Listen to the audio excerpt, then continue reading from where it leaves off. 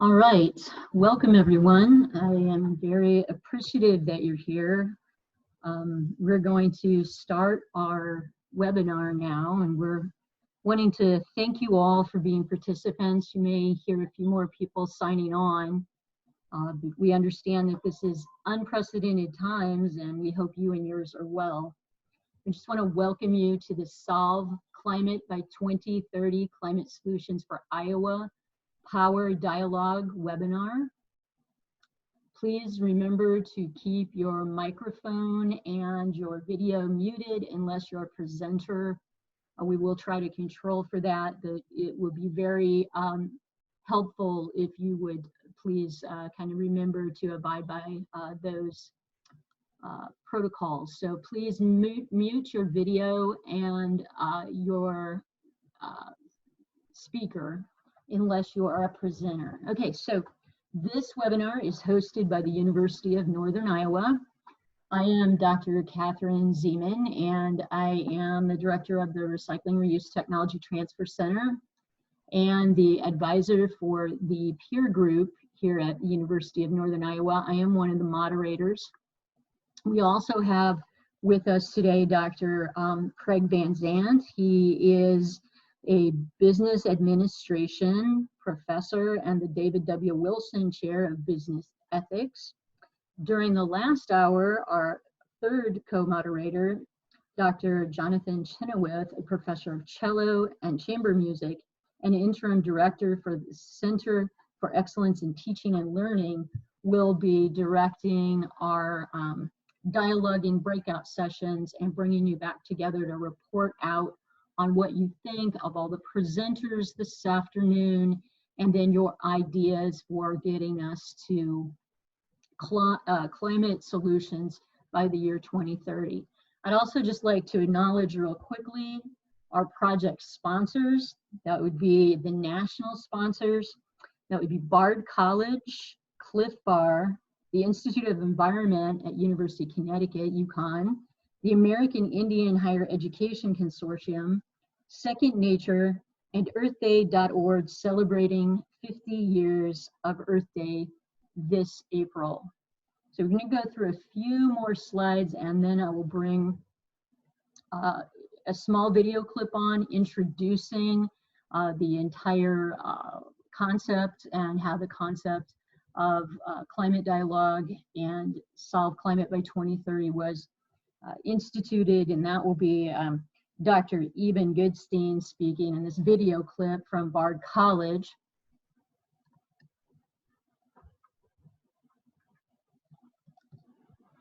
Want to make note that this is a national, international webinar. There are 43 states involved in this evening.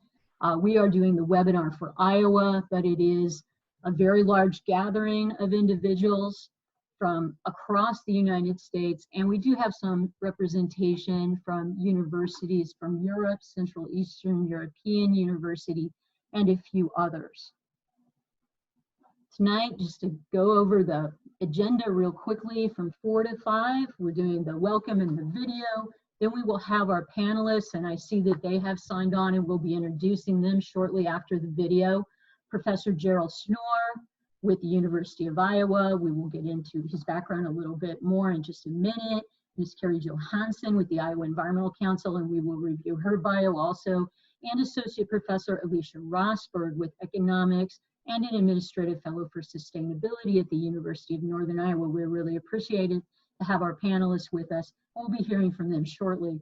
Once you hear from the panelists, who will speak for about 10 minutes, giving you the insight and wealth of experience that they have had in this area, solving climate problems. We'll have a question and answer period.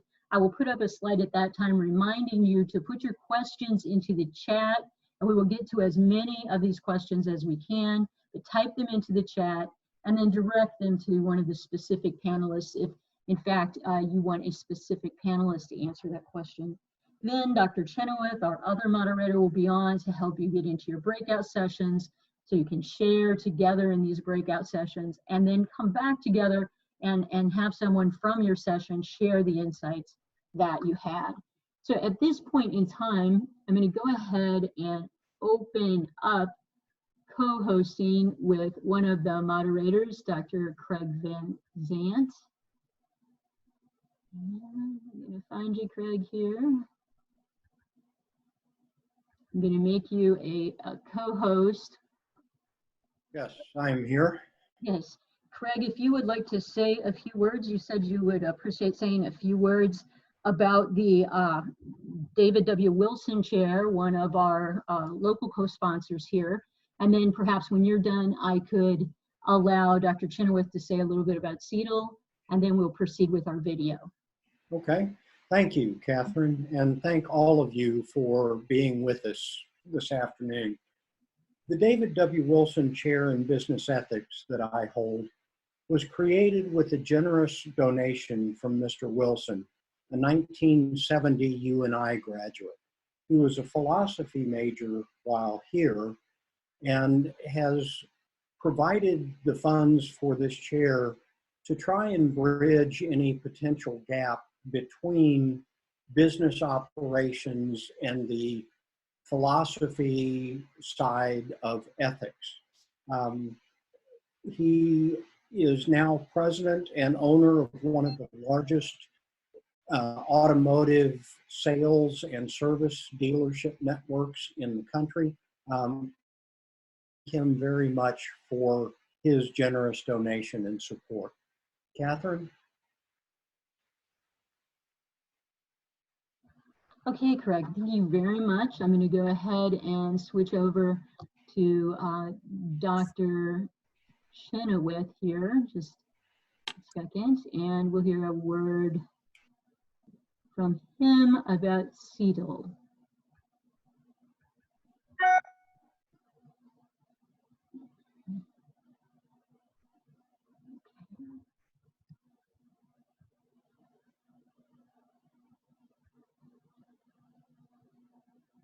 Bear with me just a moment. I had him here in the lineup, and here we are.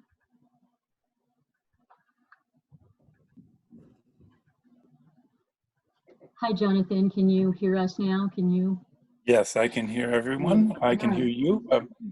I'd like to just take a second to welcome everyone. I will be back with you to help facilitate some conversation a bit later, but no need to postpone our chance to hear from our speakers. Thank you very much. All right, great, thank you. I appreciate all your welcomes, and we're going to go ahead now, and I'll go ahead and switch into our video. So I'm going to have to stop the share for that for just a minute and go out and pick up our video.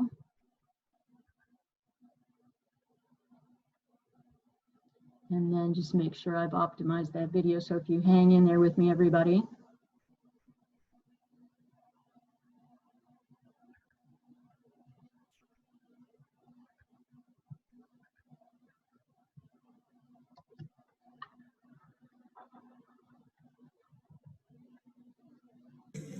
Welcome to Solve Climate by 2030. Today, universities in almost all 50 U.S. states, Puerto Rico, D.C., and several other countries are hosting state and region-wide webinars focused on ambitious and feasible things that we can all do in our cities, our towns, and states in the coming year to really move the needle on climate change. Here is the most important idea to take home today. What you do locally will change the future. Fact. The U.S. state of Georgia is a top 10 solar state. The neighboring Sunshine State of Florida has very little solar power due to outdated laws and regulations. When we launched Solve Climate a year ago, we could never have imagined that today entire countries and much of the world's economy would be shut down, with hundreds of thousands of people ill, thousands having passed away, and our health systems overwhelmed. I take that back. We could easily have imagined this. Our health experts and scientists warned us this was coming. After SARS and MERS, they told us this was coming, and yet we didn't take preventive action, we didn't prepare. COVID-19 has shown how fragile our health and economic systems are to extreme events. Our scientists have told us clearly that unchecked, climate change will turn our lives into an unending series of extreme events. Floods, droughts, rising sea levels, pests and disease, more extreme storms and hurricanes, all of this leaving hundreds of millions of people homeless and on the move. We can change this. We still have time to change that future. Last year, the world's top climate scientists told us that we have until 2030, 10 years now, to cut global warming pollution aggressively in order to stabilize the climate at the low end. That warning was the genesis for this national and international discussion today on how to solve climate by 2030. Solving climate in 10 years, that sounds challenging. And yet fixing the energy half of climate change by 2030 is looking more, not less likely than it was 4 years ago. The cost of solar and wind power, batteries, and electric vehicles have plummeted. In many cases, they are less expensive now than the fossil fuel power that causes global warming, and they are getting cheaper every day. Already, utility-scale wind and solar, big solar and wind farms that feed power into the grid, these technologies are crushing fossil fuels in much of the U.S. In Colorado, Idaho, and California, renewable bids are coming in at half the price that the cheapest fossil fuel plants can do. And this is where rooftop solar and battery systems are headed in the near future. On the vehicles front, all the major manufacturers see this coming. Mercedes-Benz announced last fall that they have designed their last gasoline-powered car. Going forward, every new model of theirs will be electric. Combining electric-powered vehicles with the impact of driverless technology, we could see a very rapid transition away from gasoline-based cars to EVs in the next decade. All this progress was the result of a major technology push by national governments. Starting in America in the 70s and then ramping up with the Danes, the British, the Japanese and Koreans, the Germans, and most recently the Chinese and Indians, government policies have brought these industries to scale. And now the market is taking over, and renewables, battery storage, and electric vehicles are on track to deliver power and transportation at prices unsubsidized that will lead to major disruptions of energy markets in the 2020s. Can we get there fast enough to solve climate? Well, this is where you come in. With plummeting prices for renewables and electric-powered transports, the pace of the clean energy revolution will no longer be determined by Washington, D.C. and other national governments. Instead, the core action is going to be in your city, at your electric utility, and in your state capital. The key to solving climate by 2030 will be clearing the path at the local level to rapid deployment of solar, wind, battery storage, and electric vehicles. We need to get rid of outmoded laws and regulations that are holding back the transition. Florida needs to take the lesson from Georgia. It's imperative that we have justice in this transition. We have to make sure that the millions of green jobs that are created are jobs for all, and that everyone has access to clean, affordable power and mobility. Today, in Nebraska and New Jersey, in Idaho and Alabama, in Bangladesh and Brazil, we're going to find out what are 3 ambitious but feasible things that we can do right at home to smooth the path for clean energy and to bring energy justice to our communities. Following the webinar, I hope you will join a group or class discussion about what you can do to make these solutions real. Then, what next? Well, this summer, young people in particular have a terrific opportunity to both support climate solutions and gain valuable job skills in a down economy. The most powerful thing you can do to solve climate by 2030 is to join the political campaign of a candidate who best represents your views on climate solutions. In doing that, you'll also learn how to communicate, you'll gain courage, and most importantly, be part of a creative, strong, powerful vision for the future. COVID-19 is giving us a stark lesson about what happens when we ignore warnings from science. Today, we'll see how 10 years can be enough time to drive the climate solutions that we need, and that the future will be what we make it. Thank you for the work you will do to solve climate.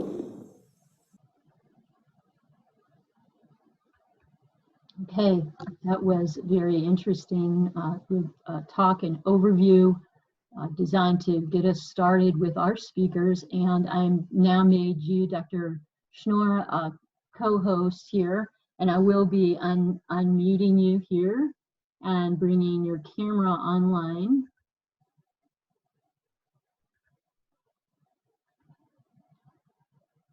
Dr. Schnoor, can you hear me?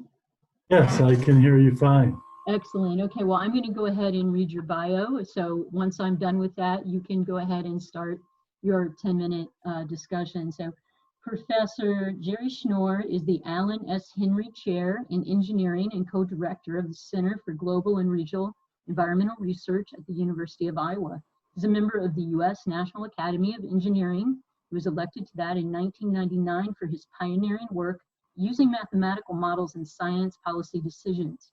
The American Society of Mechanical Engineers, ASME, presented to him in 2016 the Dixie Lee Ray Award for his outstanding achievements in environmental protection via improvements in technology, science, and policy.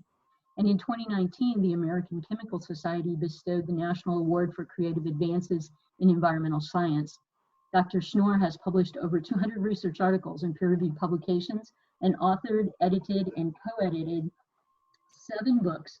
His research interests are in water, sustainability, climate change, and phytoremediation. Welcome, Dr. Schnoor. We're glad to have you with us. Please go ahead. Thanks, Catherine. I thought that was a very interesting video that we had to kick off the webinar. And indeed, we are in an emergency right now with the COVID-19. And there are some lessons, perhaps, for another emergency. And that other emergency, of course, is climate change. And I appreciate trying to focus it on climate solutions. So often I end up giving the talk about the climate science, and I'd like to get beyond that to where we actually make solutions, and that's what we're trying to do today. To do that, we need to win the hearts and the minds of people in Iowa and the nation and the world in order to solve climate change. We need a plan, as was said at the outset in our video from Dr. Eban at Bard College, and we need preparedness. And those were shortfall already for the COVID-19 pandemic that we're facing. And our plans, there are plans available which we have not elected to follow. It includes, among many, the Green New Deal, focusing on 100% clean energy by 2030, the date that we're talking about for this webinar. Of course, it includes the actions of citizen climate lobby and House File 763 by Congressman Deutsch last year for Capitol Hill for a fee and dividend, beginning with $15 a ton on carbon. We need to get the prices right, as was noted in our video. A lot of good things are happening, especially solar power, wind power, electric vehicles, but they're not happening fast enough. In fact, still 10 or 11% of our energy in the United States coming from all renewables, even including hydropower and so forth. So while good things are happening and jobs are being created and there's prosperity in those sectors, wind and solar, it's not happening fast enough. It will not happen fast enough to solve 2030. We need to win hearts and minds. There's other plans out there. There's plans from the Solutions Project from Stanford University focusing on 100% renewables by 2050. There's some of you may know about Lester Brown's plan B 4.0, and not only focusing on wind, solar, geothermal, and conservation efficiency, but also to decrease payroll taxes. That's a tax on our labor, and change it over to increasing carbon taxes. Why do we subsidize roads and oil? For example, why not change those subsidies into bike trails and freight rail and light rail and mass transit? In my own classes, I have about 7 things that I try to push for solutions to climate change. Some of them are local, but mostly they're global because of the global problem. The first one that I think is just a no-brainer that we need to focus on is so-called negative carbon emissions, in particular, massive reforestation and carbon sequestration. For Iowa, that means regenerative agriculture focus on putting carbon back into soil instead of all the carbon, roughly half, that we've lost since settlement in the mid-1800s. Also, as the forest, massive reforestation, I'm talking about 100 million acres a year. Remember, Iowa is only 36 million acres, so let's say maybe 3 Iowas a year globally need to be reforested, and many of those are on marginal lands that were once forested. When those forests grow to climax, as you know, they no longer sequester carbon dioxide from the atmosphere and store it into wood and into roots and into soils, but rather they become carbon neutral also. So they need to be harvested. What do we do with them then? Well, obviously harvest, replant that area, and turn it into biochar. Biochar causes us to sequester about half of that carbon more permanently, hopefully more than 100 years, into soil amendments and soil biochar that carbonaceous material that holds nutrients and has proven to improve yields. That's number one. Number 2 is to electrify everything. Especially as noted by our first speaker, we need a complete electric vehicle fleet. We need to hook that feed into the grid, so vehicle to grid. We need to put stored energy. We have 240 million cars in the United States. Imagine if everyone had a storage battery, and that storage battery could be connected into the grid in order to store intermittent solar and wind power when it's by the vehicle, and to have this exchange storage in a smart grid. We need to, of course, build out the grid. That means also if we're going to electrify everything, we need improved battery technology, which will create a lot of jobs and allow for storage. Number 3 on my list is comprehensive energy and climate legislation. For COVID-19, we didn't have a plan. In fact, we even let go of our CDC emergency pandemic preparedness group 2 years ago. We need a plan. I can't believe that a major country like the United States does not have comprehensive energy and climate legislation, but we still do not. I tell my students that coal, gas, in their lifetime, those industries are in distress. We have to transition out of coal, oil, and gas, the fossil fuels. We have to keep them in the ground. We can't even burn the amount that is in proven reserve right now. That's a $2 trillion investment, mostly owned by the oil companies. We have to figure out a way to transition out of that and keeping their investors whole as we do that. We need a plan. We need climate and energy legislation. Number 4 on my list, we need energy infrastructure investment to adapt to climate change that we know is already here. And unfortunately, much COVID-19 is going to get worse before it gets better. And we're going to have to pay for floods and hurricanes and wildfires in California, in drought in Africa, and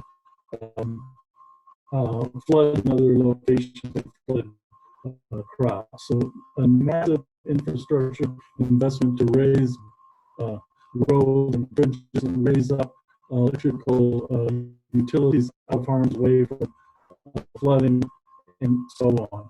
Number 5 on my list is food, energy, water, and access. We shouldn't have competition among us. For example, we shouldn't be making our biofuels energy, which makes a lot of sense, especially for aviation fuel, but that shouldn't compete with food crops. And so we need to eat more grains I have tried here at the University of Iowa even to get a meatless Monday, and there's pushback against that. So we have to win hearts and minds in order to just begin to have a more nutritious diet, but also to eat more grains and save a lot of greenhouse gas emissions, less meat. We need to improve our soils, mentioned earlier, put more carbon back into the soils. We need to reuse our water. Even here in Iowa, we're depleting our aquifers, like the Cambrian Ordovician aquifer. We need to treat the water highly and put it back down into those aquifers. Nationwide and worldwide, if we can't reuse the water, especially water, treat it to a high quality, put it back in the ground or take it out later, we need to actually consider desalination. Like San Diego has just put on a $1 billion desalination plant for the food, water, energy nexus. 6th on my list is fee and dividend. We mentioned it earlier. There's already a bill that doesn't seem to be going anywhere at the moment. Citizen Climate Lobby is doing a good job of pushing it in its imminent sense at $15 a ton and increasing $10 per year and to be adjusted as we go along. That will discourage coal, oil, and natural gas, raise their prices up, and the economies of scale will cause solar and wind to become even cheaper as we apportion the dividend. Of course, if you don't use very much, have very many emissions now, you'll profit from this because the dividend is to be returned to each and every American on an equal basis. If you use a lot of energy and emit a lot of greenhouse gases, incentive. 7th and last on our list is changing hearts and opening minds. That's perhaps the most important and total, the most, we can do it. I think changing hearts and opening minds begins when we begin to listen. We have to listen to each other more carefully. We can start difficult conversations by speaking from our heart and by sharing our wish, especially in this time of the COVID-19 pandemic, sharing our wish, which I think is universal, that everyone and everyone's children need to be safe and healthy for this generation and for future generations. Sustainability is nothing less than ensuring that we have a foreseeable, healthy future for everybody, for all generations. That's my tip. I think Catherine and thanks so much to the organizers for allowing me to share with you. I'll hang on for the rest of the webinar. All right, thank you very much, Dr. Schnoor. So I am going to hang on there because we're going to have our other speakers, and then we will perhaps be coming back and forth between all of the speakers when we take the questions. And I just want to remind everyone that when we get to the question and answer period, you will have to use your chat function. You just need to go down to the scroll bar at the bottom of your screen, and you will either see the chat function box, or you'll have to go to more and click on that so that you can get to the chat box and you can submit a question. So at this point now, I'm going to bring one of my co-moderators back on. I'm going to bring Dr. Van Zandt back on here so that he can introduce our other two speakers. Yes, thank you, Catherine. I'd like to extend a great thank you to Kerri Johannsen, our next speaker. She is Energy Program Director with the Iowa Environmental Council.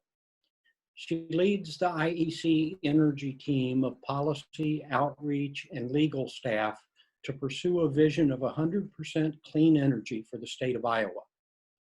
Ms. Johannsen has over a decade of experience in energy policy, including serving as the energy staff with the U.S. Senate Agricultural Committee during the development of the 2008 Farm Bill, administering the Iowa Power Fund for innovative clean energy projects, and working as an analyst and legislative liaison with the Iowa Utilities Board for 6 years.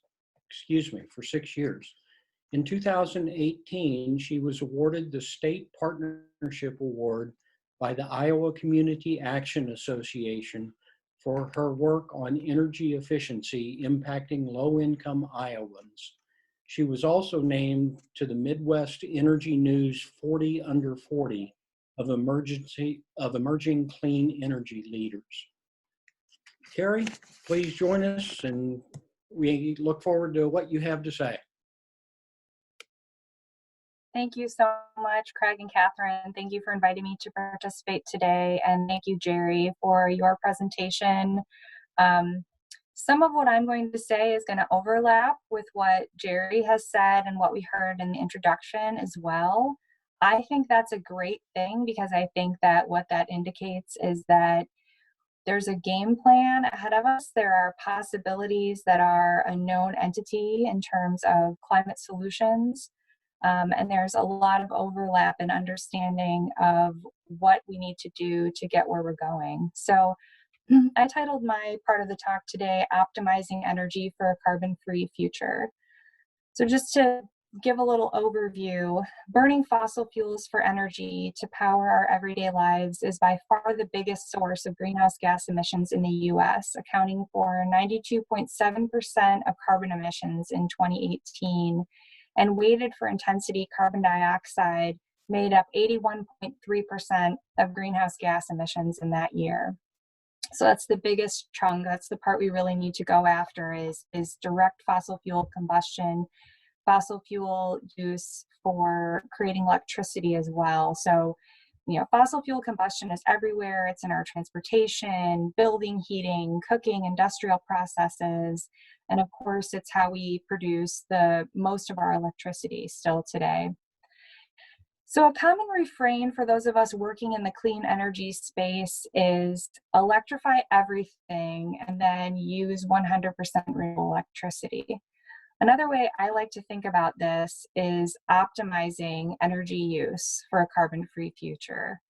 And what does that mean exactly? So when we optimize, we allocate our scarce resources most effectively and efficiently. This means first using only the energy we really need. Next, it means scaling back our use of fossil fuels as much as possible and transitioning everything we can to electricity. And finally, we have to clean up our electricity production and move to 100% carbon-free electricity. So first, efficiency. Using every single BTU, therm, kilowatt hour of energy as efficiently as possible is really job number one.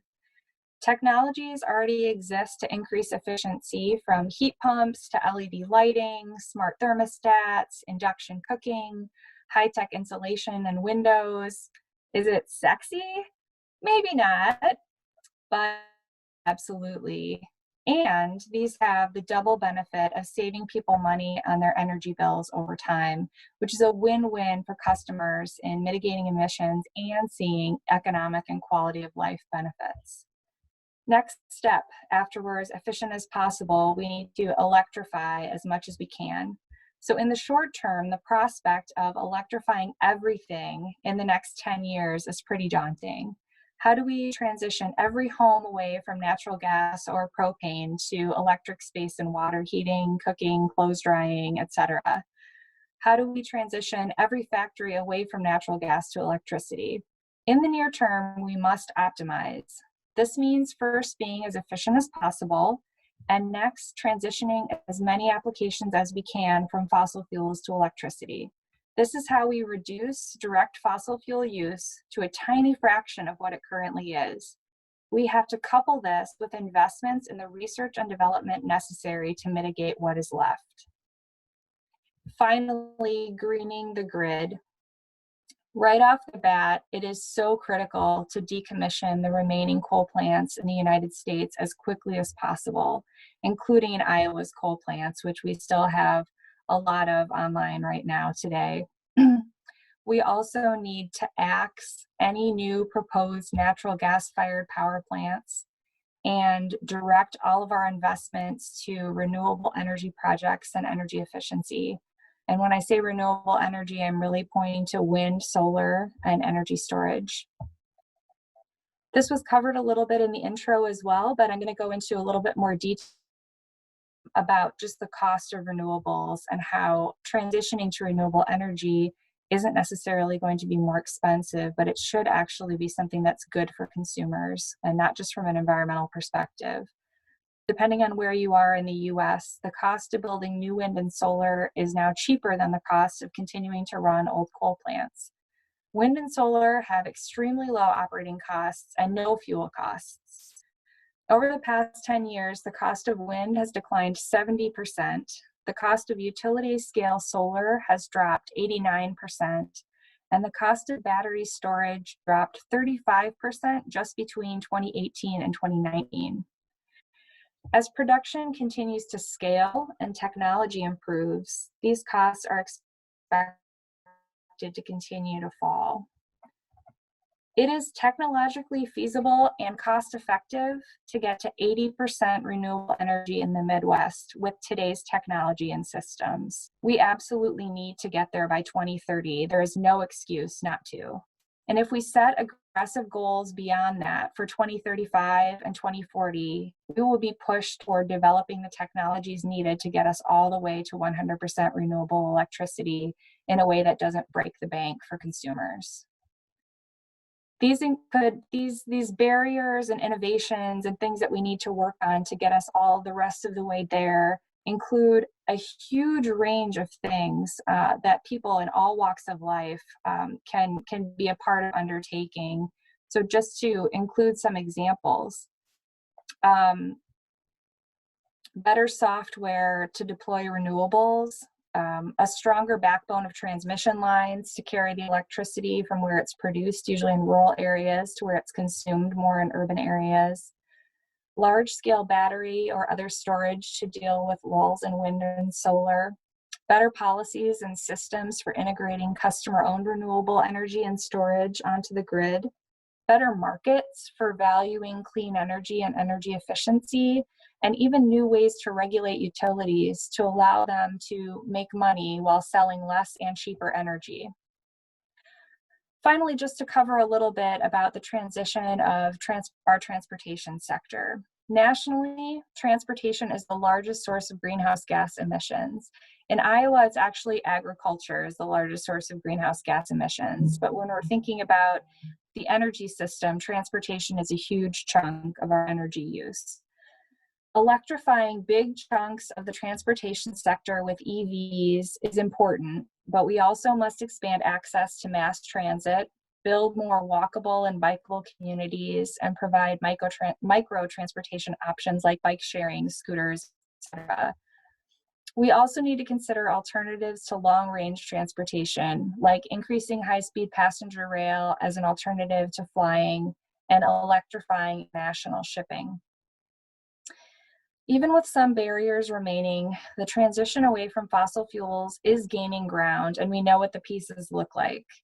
The real challenge is to focus on the policies, incentives, and research that will accelerate energy optimization by 2030 and put us on a path to move our energy system away from fossil fuels completely.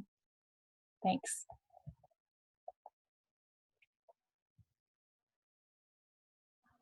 Okay, great. Craig, would you like to, thank you so much, very much, Ms. Johannsen. We appreciate your comments, and if you'll hang out here on the line, we'll be back perhaps with some questions for you. I can see some questions coming in now.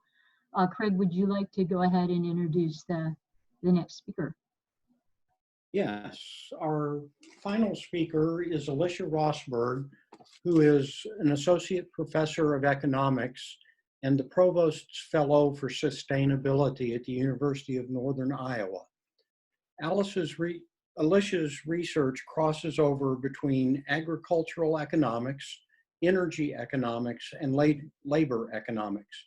The primary focus of her research has been on sustainability-related issues, such as the economics of second-generation biofuels, sustainable agriculture, and probably the most popular, sustainable brewing. Her research has been published in a variety of academic journals. As the Provost's Fellow for Sustainability, she helps spearhead sustainability initiatives on campus, including sustainability-related curriculum and the university-wide certificate in sustainability. Dr. Rosburg, I'll turn it over to you. Well, thank you for letting me have a moment here to speak today. I just want to say I'm going to also reiterate a number of the things that have already been mentioned, and I think it's awesome that there's that overlap. It does show that there's potential for action when you have consistency. So having a consistent message should show you that these are not new and out of the realm ideas. These are ideas that you can harness and use. So one of the things I want to talk about is how to approach things from an economic perspective, but also understanding that economics is mixed with sociology in some ways and behaviors, and that sometimes when even on paper it looks very obvious, there may not be an easy path to get that through. So one of the things that I like to listen to is a number of speakers about how to tackle this in a hard way. And we had we're fortunate to have Catherine Hayhoe on campus at UNI earlier this year. And I love her approach of finding to people about climate change. And for me, I always think economics is everywhere. So to me, economics is my common ground whenever I speak with people. And I feel like no matter what, people care about their bottom line, they care about their income. It's going to be something that I can speak to. And as Jerry noted, speaking from your heart and being genuine about it and understanding. So one of the things I want to emphasize is when you speak to people about this, even when you're talking about policies, understanding the constraints that people are facing. And even if it looks like long run, this would be the best choice for, say, a business, that they may have short run constraints that you need to keep in mind.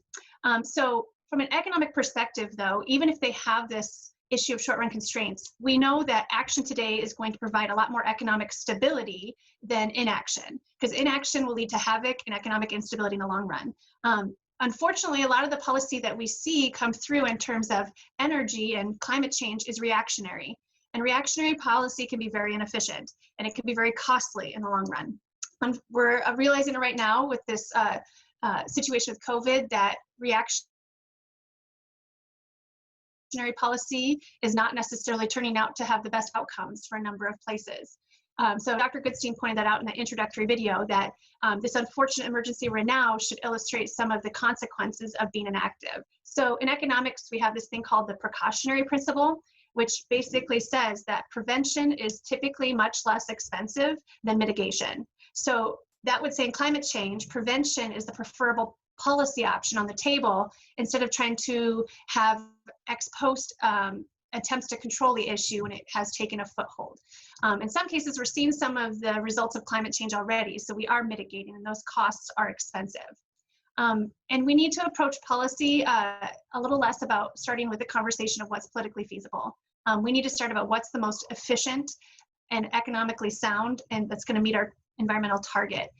Politically feasible is very important, and I understand it's critical, but that tends to be the thing that's brought up first.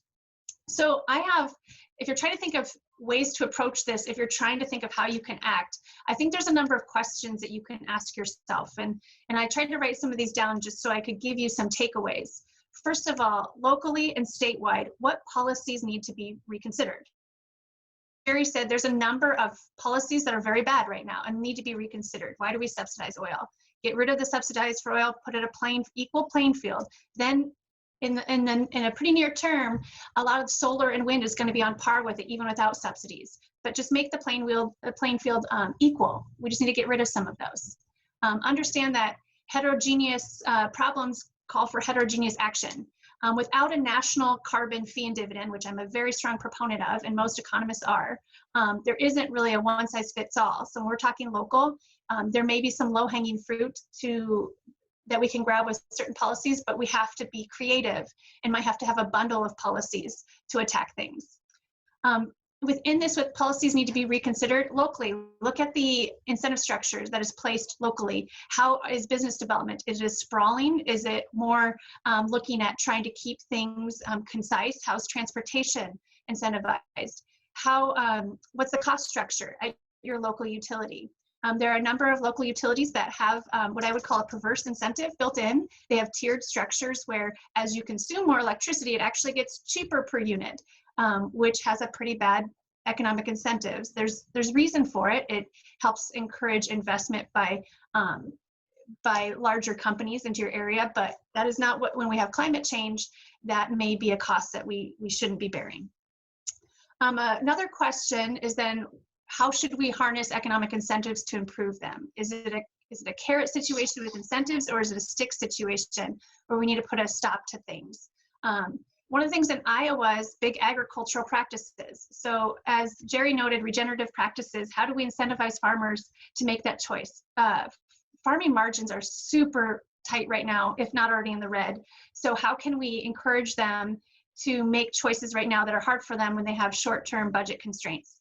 And how do we put those in place for the long run for them? And there's a number of programs, but we can harness that more locally and statewide other than relying on federal ones all the time. And in order to do this, when you're talking about policies, Dr. Goodstein mentioned in his video, being involved. So this would be learning about your local politicians, your state representatives, your national representatives, and being involved and helping them to understand the trade-offs. They have people they have working for them, but you can be involved and learn yourself and help to push them. One of the other questions I want you to ask yourself, when you're talking to people and you're trying to make a difference, what constraints are your local community members and decision makers facing? And make sure you frame your conversations with that understanding, because compassion and understanding will go a long way, rather than telling somebody that this is what you need to do. It makes economic sense. Why would you not do that? So recognizing their short-term budget constraints can help ease and help people understand where you're coming from with a policy. And especially with small businesses, time is one of have enough of. So if you can come alongside them, if we can have programs that can help aid them in that. I know at UNI, we have a number of programs through the Iowa Waste Reduction Center, through CEEE, through RTTC that have gone out and helped a number of these businesses who don't have time, do energy audits, do sustainability certifications. How can we harness then those types of programs to help them achieve this when they don't have the resources themselves? Also, with that, can you identify a very well-respected opinion leader who can be a champion of whatever effort you're going for? So this kind of crosses over to sociology. I do a little work in community-based ag practices, and it's very important to find a well-respected opinion leader who will help lead you and come alongside you when you're making these efforts. So at the end of the day, there's a lot of economic reasons why climate change needs action now. It needed action 10 years ago, but why it needs action now. And until we have a national carbon tax or carbon fee and dividend, we need to make action at the local level. It's the way that we're going to make change before 2030. But there's a lot of ways that we can do it. So I have that positive aspect of this. I like how this is called solutions, because I don't feel like we are sitting here waiting for the nation to move. We can do things in our own community. Thank you. Great. Thank you very much, Dr. Rosburg. Appreciate your presentation and your time today. All of the co-presenters, please hold on the line here, and we have questions that are coming through.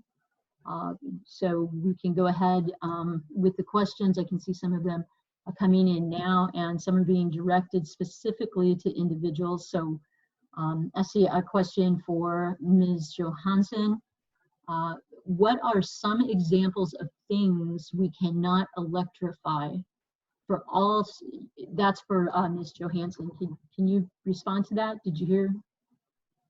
Yeah, so I think that when you look at what's available with today's technology, I think that there are industrial processes that require really high levels of process heat that it is not feasible to electrify with current technology. So there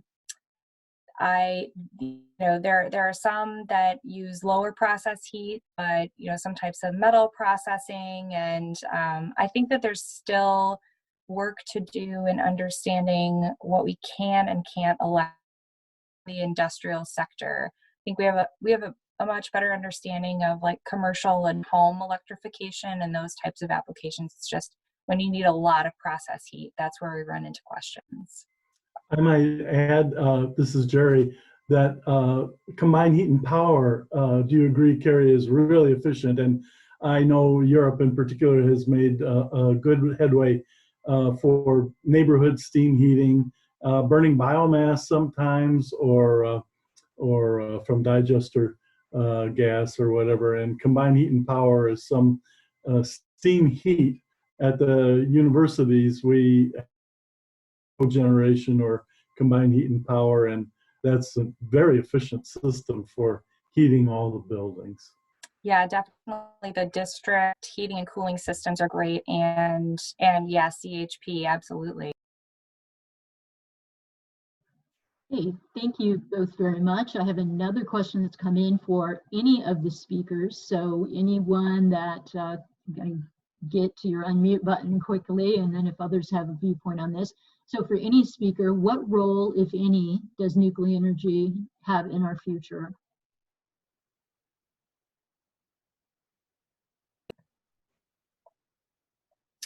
I'm happy to speak to that a bit. I think that it is important in this period of transition that our nuclear plants remain operating, that are currently operating.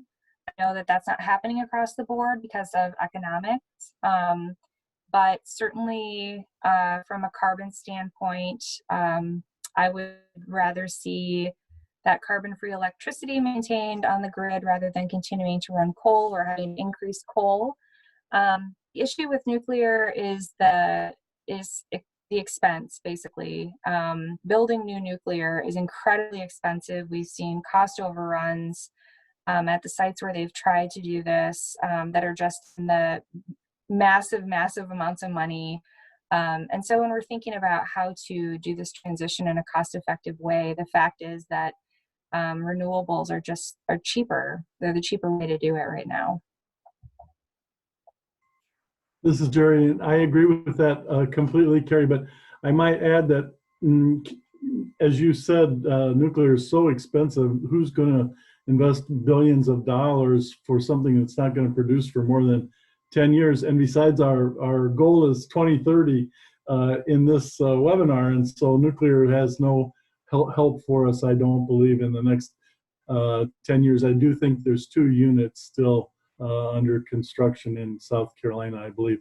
But in the but I think that we can't disregard nuclear for the maybe even thorium power or more modular units, because it is a very low carbon fuel if we can make it cheaper and increase the public acceptability. And of course, the safety record in this country has been very, very good compared to almost any other energy system that you could think of. So I don't want to rule out nuclear, but it's not going to help us by 2030. I'm pretty certain of that. And I agree with Kerri. Well, triple down on that. I agree. I don't think we should shut down the ones in Iowa right now. As Kerri said, keep those ready to go. We have those, but building new investment in Iowa when wind is so cheap, it's just doesn't make economic sense. There may be areas around the country where they have current capital investments because it may make a little bit more economic sense there right now, but by 2030 in Iowa, it shouldn't be the option of new addition in Iowa. And a lot of the added cost too is regulation because of the safety concerns over time. So if we put a level playing field, if we recognize some of maybe the regulations that have been put on nuclear are because of that acceptability. So there's a lot of force that are very heavily oversighted because of the social unacceptability of it. And so I don't see it in Iowa expanding, but I do think we need to keep them as an option when we have a very volatile market. It could be an asset. Hey, thank you. I think we have time for a few more questions here. I just want to make note for the people taking the questions, you can open your chat group and see if it's been directed towards everyone. You can see the questions. I'm reading them because we are recording this session. So we have a question now in general for people with regard to renewable energy storage. Are the costs now low enough, and is the technology far enough advanced to eliminate the need for fossil fuels during periods of intermittency?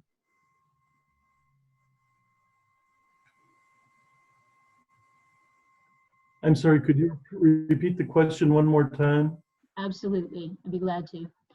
With regard to renewable energy storage, are the costs now low enough, and is the technology far enough advanced to eliminate the need for fossil fuels during periods of intermittency? So intermittent periods where wind or solar is not, converting electricity from solar and insulation.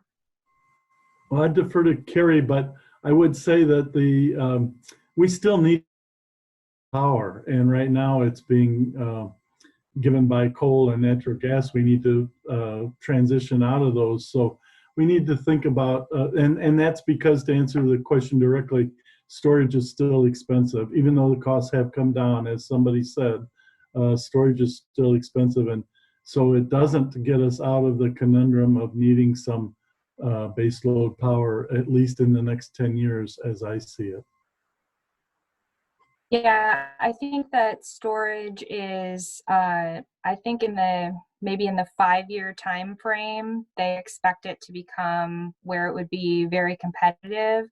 There are also a few things I mentioned in my presentation that are really tied into this question. That's not just as simple as how much storage costs, but how do you value it in the market? Storage can provide, not to go into too much detail, but it can provide a lot of different services. And so if it's being compensated for all the services it's providing, then the compensation you can get back changes the economics of whether it makes sense.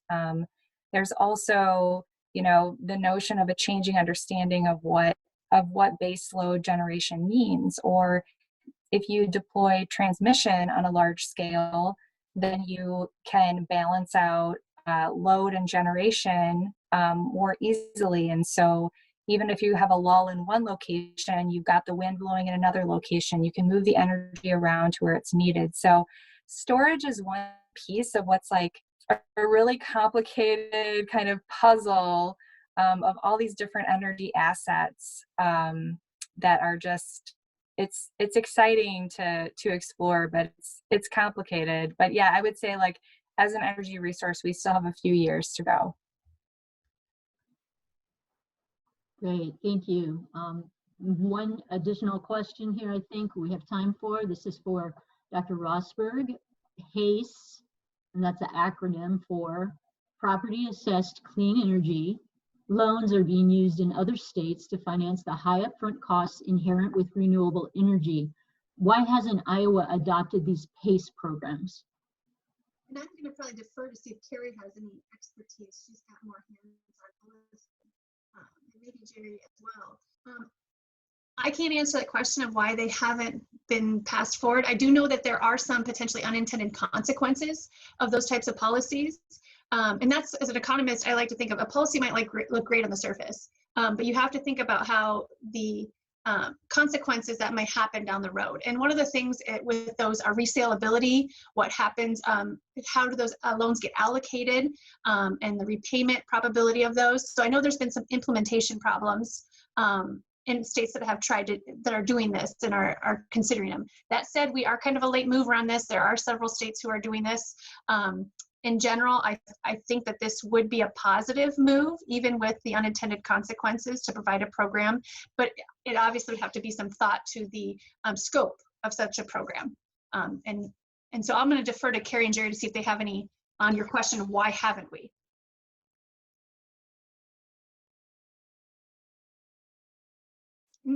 Apparently not. Yeah, I think it's just been kind of a political, just for political reasons. I think that it just takes, building political will and support, and, getting things moved at the legislature. I think that there are, in the past, the bankers had some questions about mortgages and how it affects loans and things like that. And so really being able to speak to all of those technical issues and show that there's a strong demand from local governments for this kind of program, I think that's what it would take to really move it forward.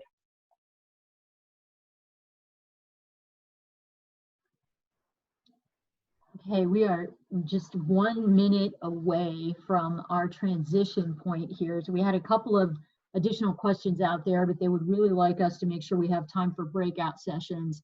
And I don't want to lose too many more people. So I'm going to go ahead and take this minute to turn the program over to our other moderator, Dr. Johannsen, who's going to do the host section, and thank all of our presenters very much. We hope that you can stick around, and we really appreciated your expertise, your insights, and your great responses to the questions that we could get to. And it's nice to see we had a few more questions out there, and unfortunately, maybe they can get those answered in the breakout sessions. So I'm going to go ahead, Johannsen, and I'm going to make you the host of this event. All right, thank you, Catherine. I'd like to strike a balance in this next section between channeling your conversation and letting it be a free participants. There's a lot of experience there among those that are tuned in.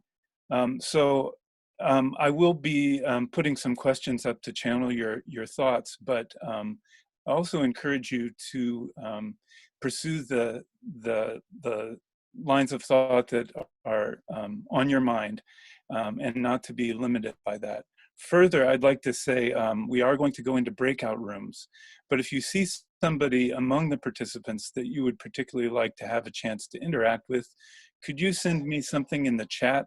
If you click on chat and then change the everyone bubble to me, I will try to channel that request so that you can connect with folks that you want to. So let me sketch where I think we might go with this group conversation, and then cut you loose. this is where we turned it into a community conversation, and where we are paying particular attention to action that individuals can take and groups of individuals that we initiate from this point. And so I'd like to recap the challenges that came from our panelists. Jerry Schnoor's challenge, how can we win hearts and minds to solve climate change? And Kerri's challenge, how can we optimize the energy mix for a carbon-free future? And Alicia's, how can we harness an economic mindset to combat climate change? So those topics ought to be maybe the topic sentences of our movement forward. I'm going to put in the chat a link that will allow everyone to access a shared document where your ideas can flow freely. I'm going to take a moment to do that now. So please excuse my brief absence. Yeah, hold on and I'll be back. I had intended to get this up in the chat and I was just spellbound by the conversation. So let me take a moment now to get that available to everybody.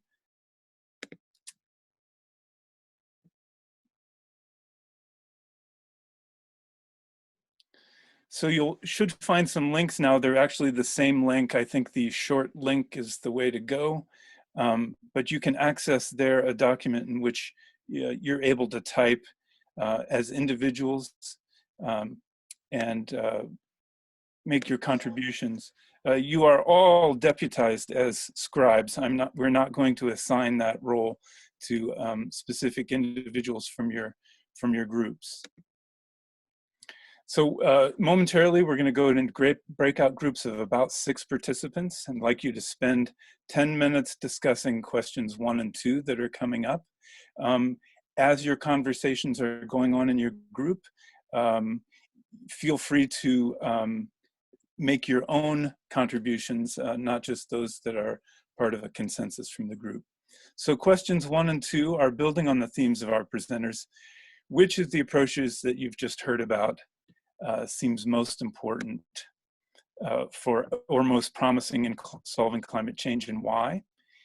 And do you see what do you see as your personal role, if any, in helping to advance these solutions?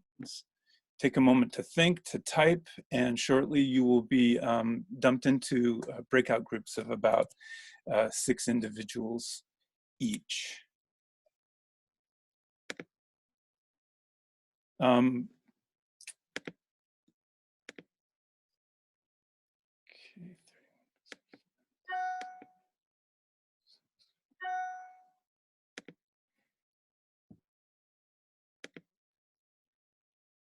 Again, I'll be looking in the chat for your special requests.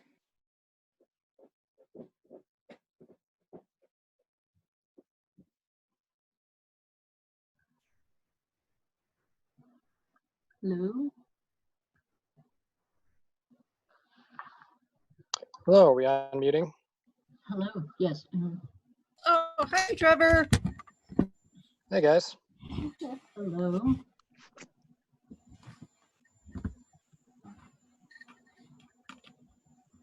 Right. So I hear 2 other people. It looks like there's 4 here. Yes. Yeah, looks like you're right. I was going to try to get to the document to see if I can enter something into it. I'm doing it mobily, so I can't really. Can't get in there. But if they're just questions, you can read them off or. Yeah, I'm going to give it a try here. I'm trying to log in. Okay. Yeah, I'm there. So I guess I could. Oh, it's requesting edit access. Let me send a request to Jonathan and see. I may have to pop back and send him a chat. I might have to. Sure, whatever you need to do.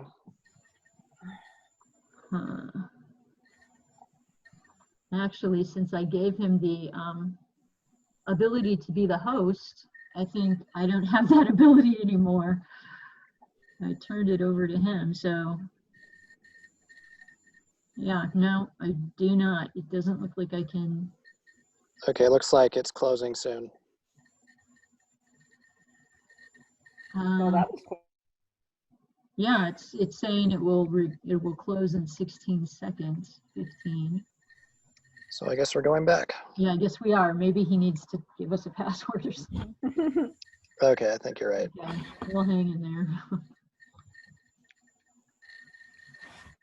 there. Snafu with the document not being accessible. I hope that is now fixed. In the chat, if you can let me know if you're able to get in there.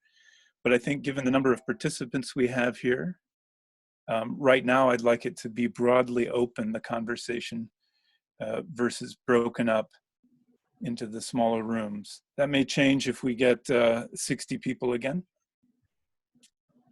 Okay.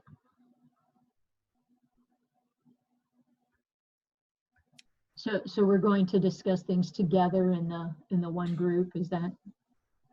I was just looking at the numbers, which were down to 7 temporarily. I think maybe that was due to folks trying to access the document and failing. But Yeah.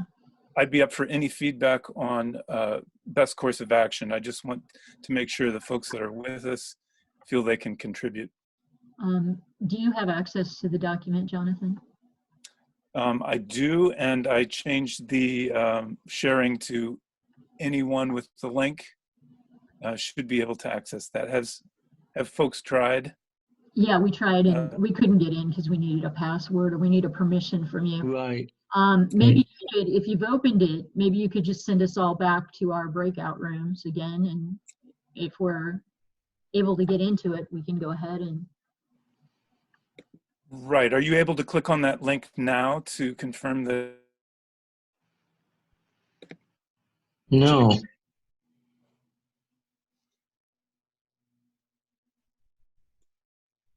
If you refresh it, it should work now. It worked for me as well, in that way. It is working now? Yes. Okay. Not for me. Okay, let me try I refreshing. don't know what's going on here.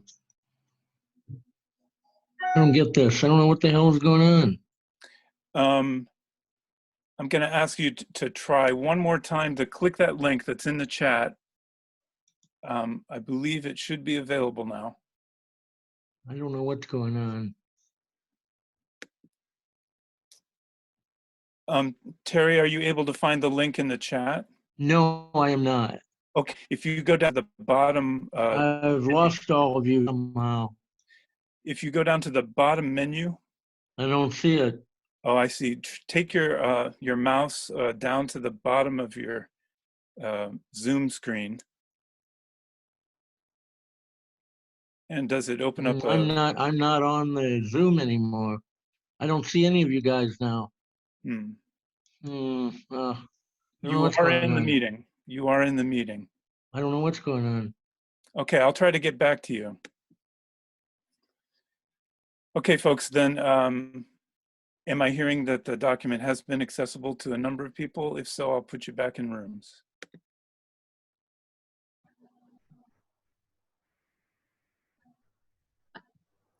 I think you could go ahead and try and put us back into the room. I wasn't having success, but I copied the first link, so. Okay.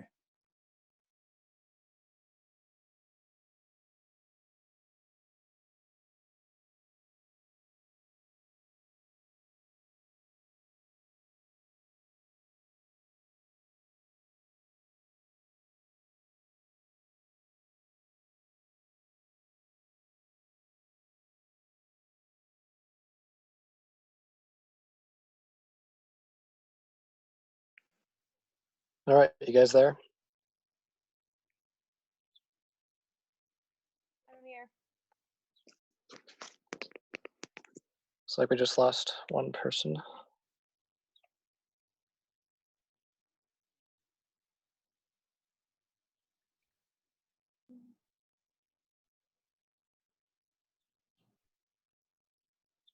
Oh, there's Timothy.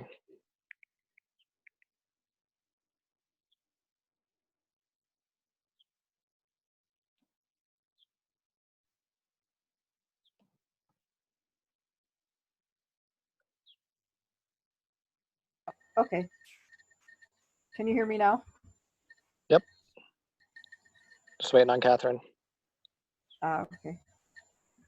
Hi there. I was trying to get access to the document. I don't have access. I was wondering if either Trevor or Timothy can try. I can Yes. see it now. Oh, can I type? Yeah, I was expecting it to be a hyperlink, but I had to copy and paste.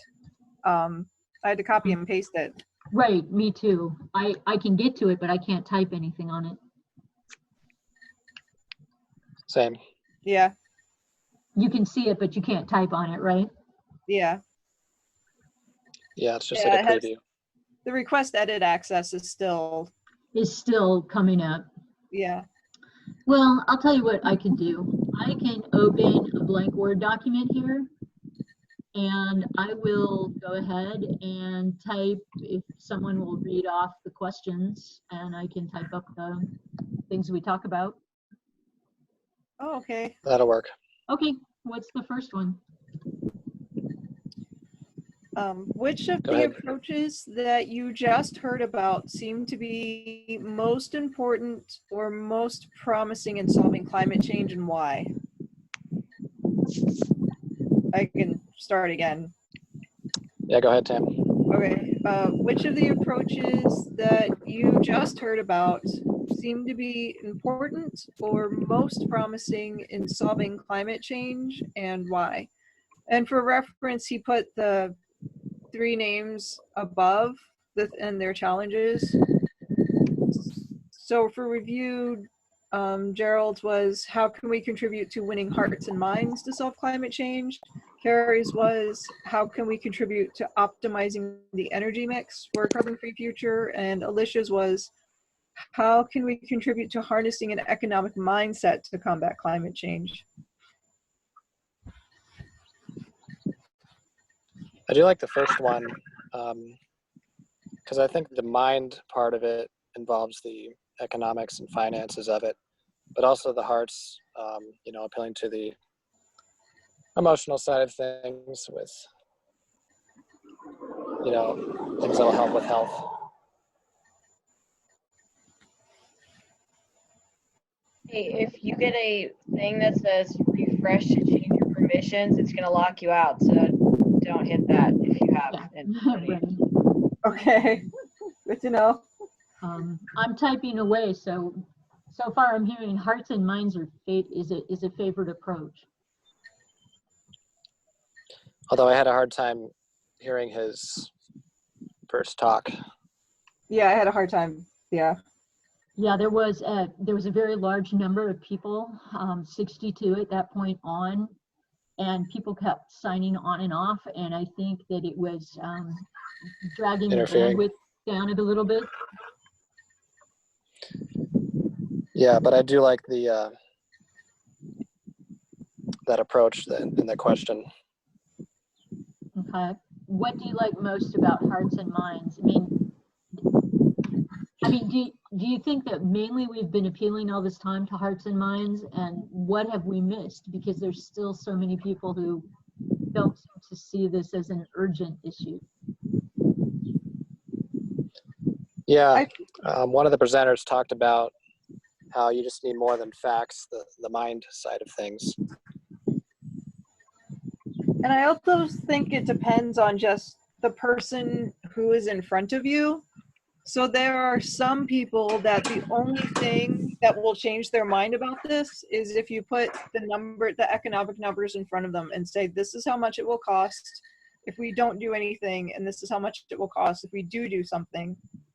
And then, or the economics of, this is how much renewables are going to cost you compared to how much it's going to cost to stay on oil and gas. And then the other thing is just trying to combat misinformation coming from oil and gas industries as far as where those numbers, so I think that gets confusing. But there are people that when they see that, oh, this is going to lower my energy bills, that makes a difference. But for other people, just fact after fact after fact just feels a little bit overwhelming. And that's where kind of where the hearts and minds part comes in, is if you can appeal to the, well, do you like having spring days because summer is going to be longer and when spring is going to be shorter, and is that really the way you want to live? Or this is going to be the human toll in other places as far as floods and stuff like that. Is this really the world you want to live in? So I think it just kind of depends on who it is in front of you that you're trying to convince. Okay, so you're saying just make sure that they understand the personal impact from the technical issues. Yeah. Okay. Interesting. Anybody else have something they're thinking about with any of the other approaches? With the other speakers, you know.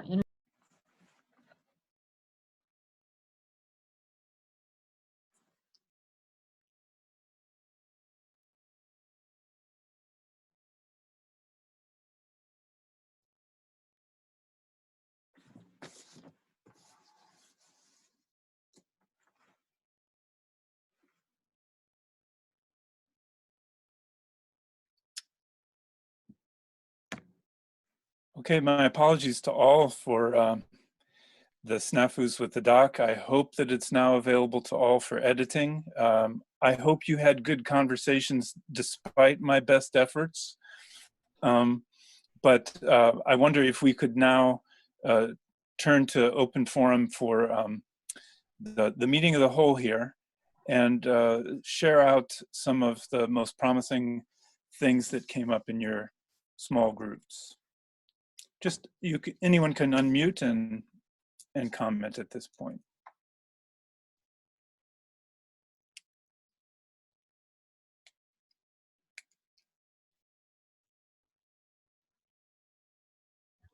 Okay, Jonathan, I can go ahead and share back some of the things. We managed to talk about the first question. This is Catherine, and we were discussing the approaches that are important, which ones were the most important and why.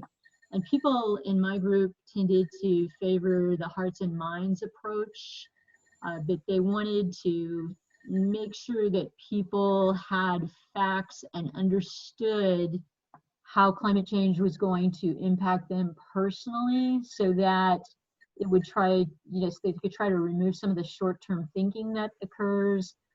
Make sure that people saw economic numbers that meant something to them. So rather than seeing things in aggregate, seeing the numbers so that they could understand what it would mean for their personal life. Make sure that we combated misinformation, and that part of the information they were receiving was their pocketbook issues. And then I think that was the main focus, to make sure that they understood what it meant to them personally. And by the time we got that discussed, we were just ready to kind of start talking about the importance of the business community and the energy mix. And then we had to come back. Well, I wonder if it would be useful to try to focus on those ideas that individuals can engage. And I don't mean by that just in their own households, but what kinds of civic action lead to immediate change that I know it's important to fight for legislation and to move through those channels, but I'm wanting people to feel that they have channels for empowerment that exist to them as individuals and groups that self-identify. Okay, can I talk? Can you hear Yeah, me? please. Yeah, this is Bill from, I'm in Philadelphia. Hey, And- Bill. Hi, Jonathan. Hi, Kathy. I'm an active member of Citizens Climate Lobby in Philadelphia. I've been to Washington twice, lobbying offices of Congress. It's been a wonderful, wonderful experience. I can tell you there's a lot of support, bipartisan support, for the Energy Innovation and Carbon Dividend Act, where you put a feed. Jerry talked about it, and Alicia, and I think Johannsen. Hello, am I on? Yes. Yeah, and so I've been doing that. Also, personally, I started a PowerPoint presentation geared to grandmas and grandpas, giving talks to grandmas and grandpas, talking about going to bat for their grandchildren to combat climate change and what they can do about it. And so I've been giving talks on that. I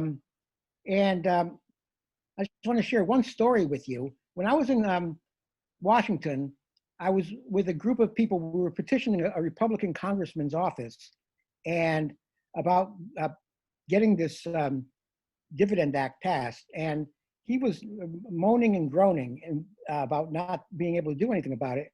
And one of the people on my team was a high school kid from Texas, Republican, staunch Republican from a Republican background. He said to the congressman, look, if you don't do anything fast, you're going to lose a whole generation of young Republicans. We don't have time to sit back and do nothing. And that for me was so encouraging to know what the young people are doing and how much they care about this issue.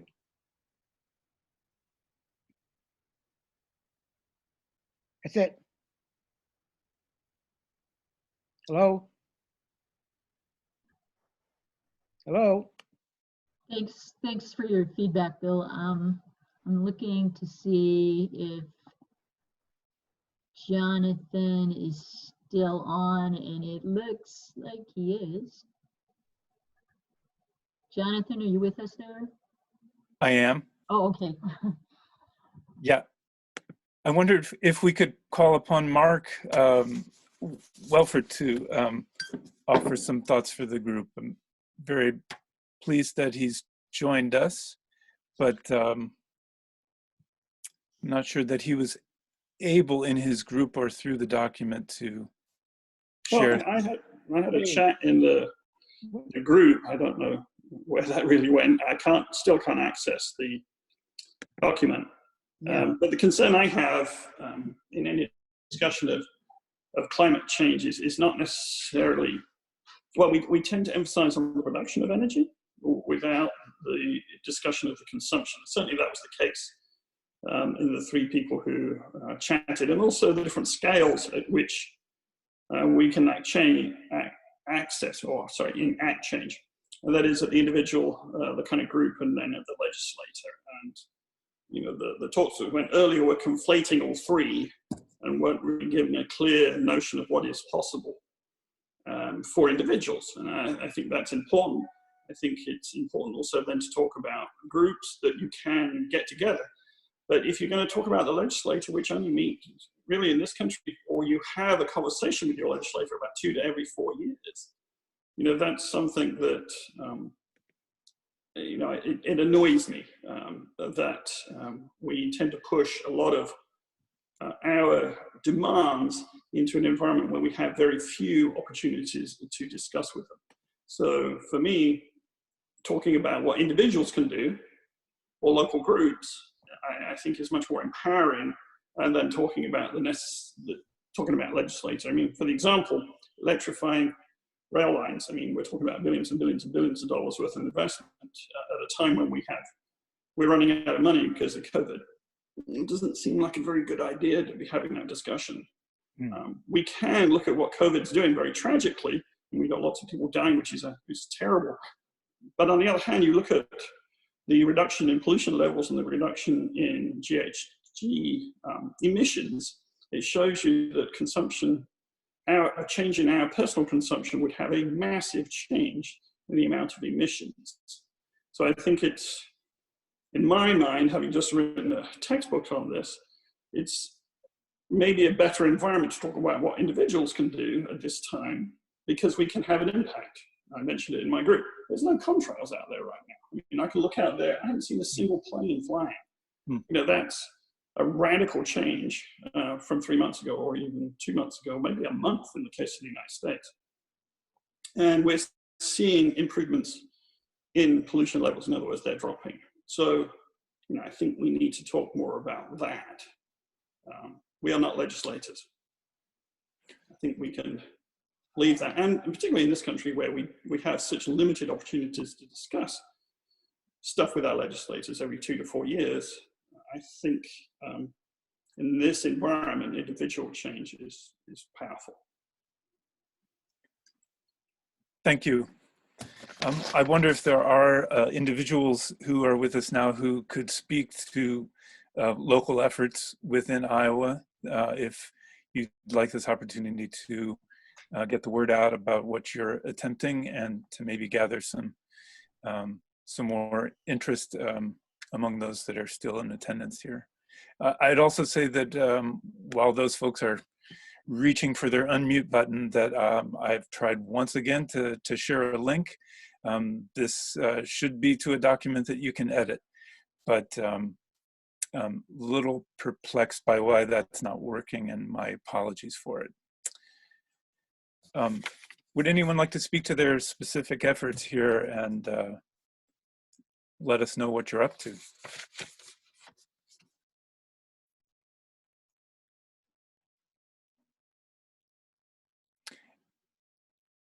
And lacking that, I could send you again to the breakout rooms if there are individuals that would like to,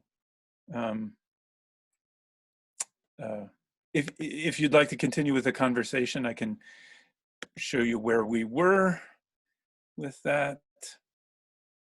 Are you seeing my screen now? Questions 3 and 4? I think not.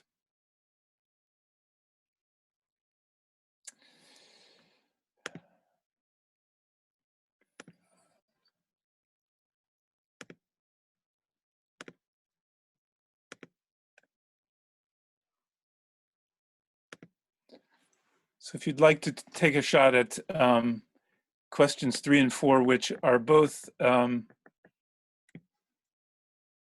chance to address additional initiatives, and also to think about what the impact is on issues of fairness and justice when we are talking about climate. So folks that would like to go out to breakout rooms, I will enable those now. And I think we can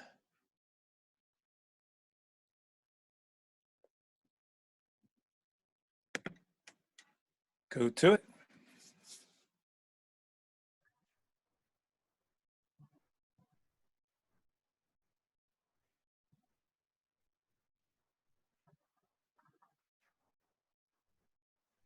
Hello. Can you hear me, Timothy? I keep forgetting to unmute, so I talk and I'm like, hi, and then oh, no one can hear me. I understand. It's kind of it's a challenge to get used to this, and you know we're professors just trying to run these programs, and usually we have IT people who can help us, but with the COVID outbreak, all of them are so buried in just teaching some other people just like how to put their classes online that they were like, you know what? You're getting promoted to running your own webinar. They were like, oh, wonderful, thank you. So we're doing our best, but it is a challenge. I'm going to try and see if I can get into that that web link. Were you able to open it this time? Have you been able to? The new one he sent us, I picked it up. I'm going to see here.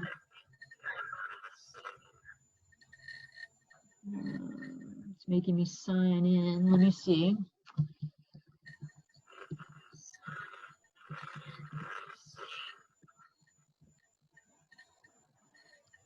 You know, we have done a lot in the PEER program, which is a Panther Initiative for Environmental Equity and Resilience, to try and talk about and address equity issues, and you know how we can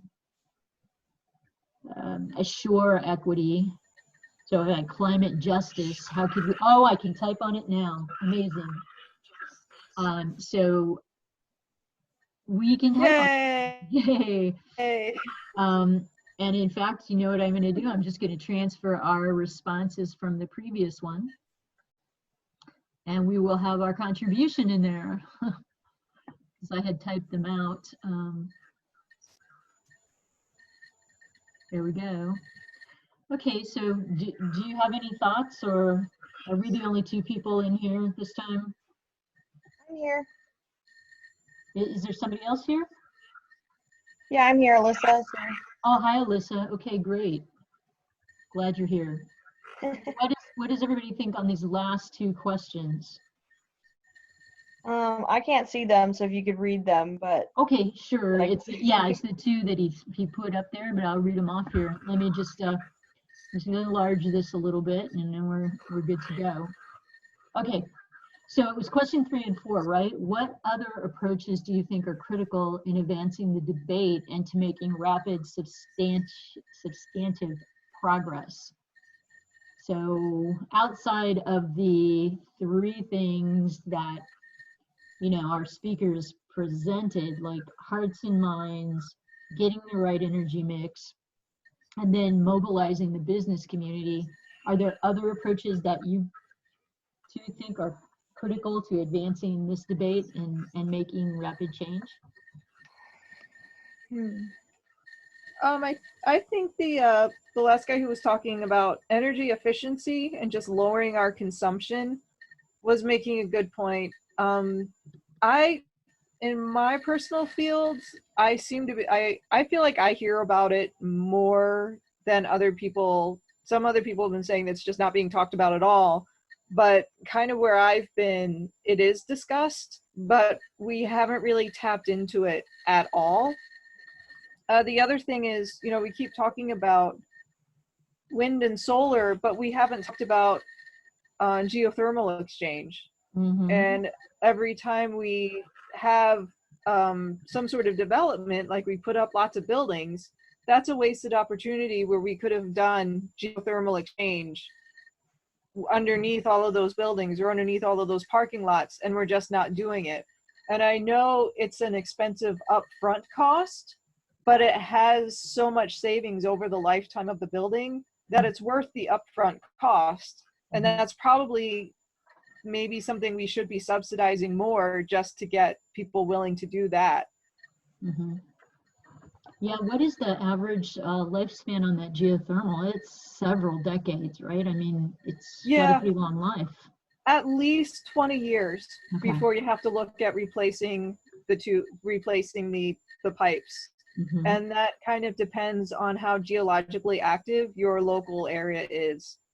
And Iowa is not. So geothermal might not work as well in California, and it might not work as well where the injection wells from the fracking water have been, because that's starting to cause so many of those small earthquakes. But when you have geologically stable area, it's just a thing we should be doing, but it's barely on the radar. Yeah, I don't know if maybe either one of you have read something or know more about this relative to what I've been reading. I'm under the impression that our battery storage is getting better all the time, so that we could have a real veritable mix of energy generation options. And with the better battery storage that we're having and that's coming online, and I thought Tesla had pushed this forward a great deal, that we were going to really be in a new sort of game changer mode, and not withstanding the fact that we now have solar and wind that's cheaper, right, than fossil fuels. Yeah. So have you all heard the same thing?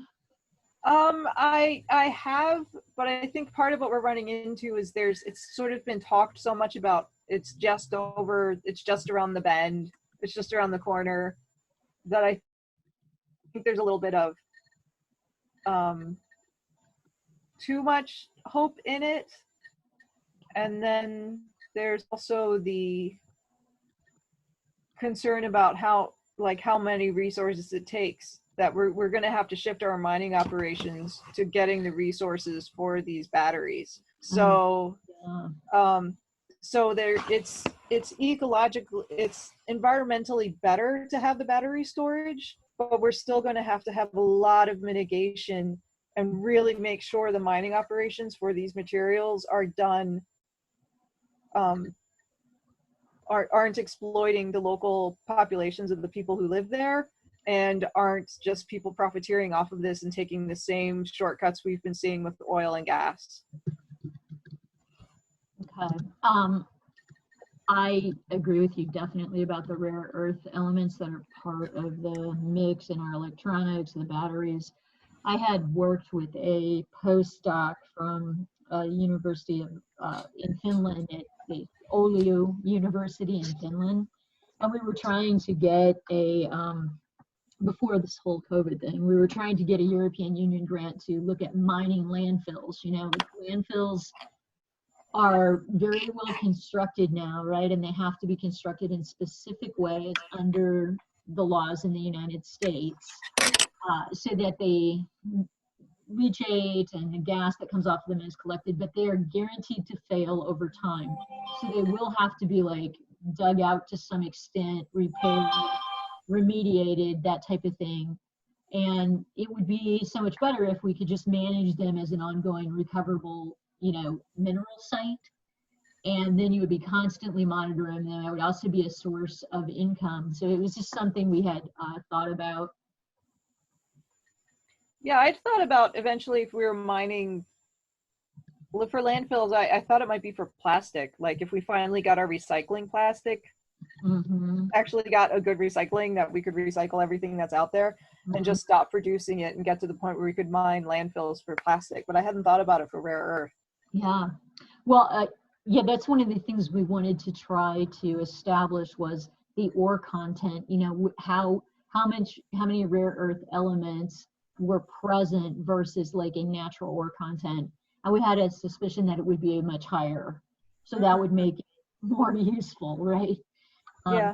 Less overall environmental damage, and you know, the overburden that is removed often has trace amounts of ore, but it's not enough for them to want it. So they just like pile it into these overburden piles or mine tailing piles and things.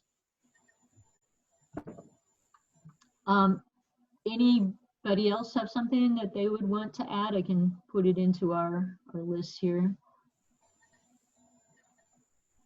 How about to ensure fairness? Anybody have any thoughts on that? How do we be fair to low-income communities, minority communities,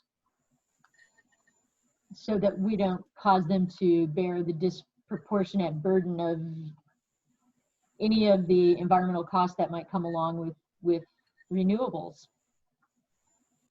Yeah, I think that was, I guess, that was kind of answering. Yeah, I already talked about that a little bit before about, you know, wherever these mining for the rare earth minerals are, is that we make sure the local population is protected and not exploited. And the other, I think the other thing is the cost of getting solar panels onto a house is that much more expensive. So it's trying to figure out how can we get things like, because you're not going to have huge wind towers in the middle of cities. You can have smaller scale windmills, and that technology is coming along. But when you have solar panels for some of these more urban minority areas, then we need to think about, well, how can we have like rooftop solar for apartment buildings? And how do we do that?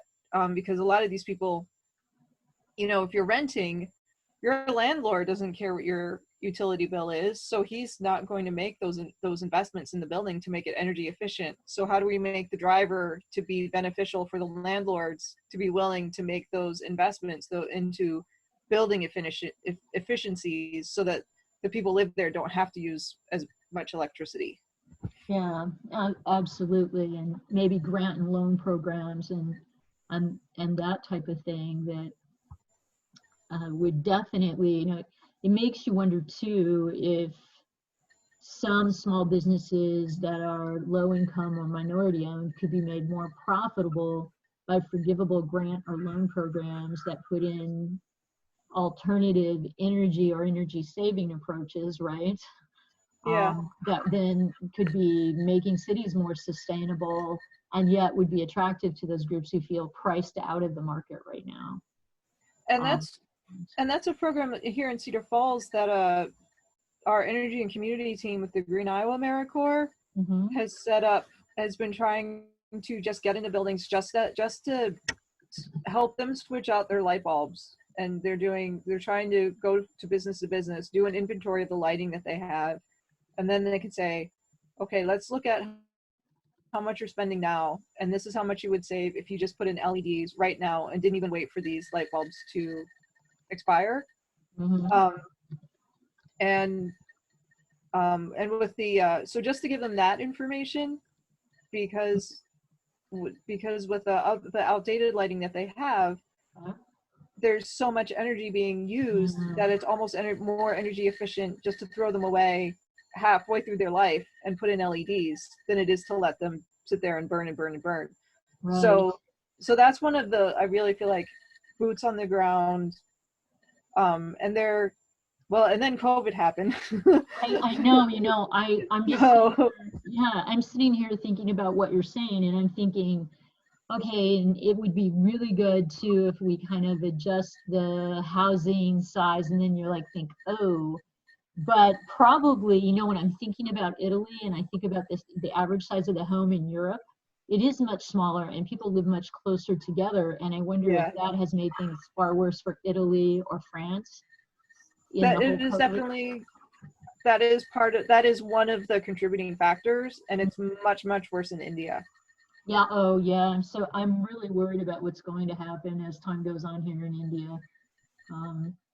Yeah, it's a tough time right now. So, okay. Anything else? Wait, let's jump back up since we didn't really get to the question about